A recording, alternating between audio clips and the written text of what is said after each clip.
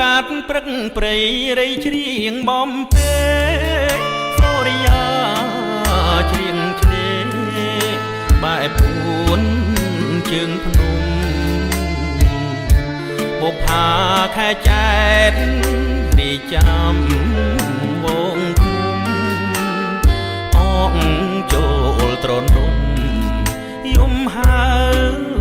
គូក្រគង្គៀរីស្ងួតហួតហោបាតសឹងថ្ងៃត្រង់ស្ងាត់ឈឹងកាជ្រុំទាំងតងបាក់សៃសោស្អាប់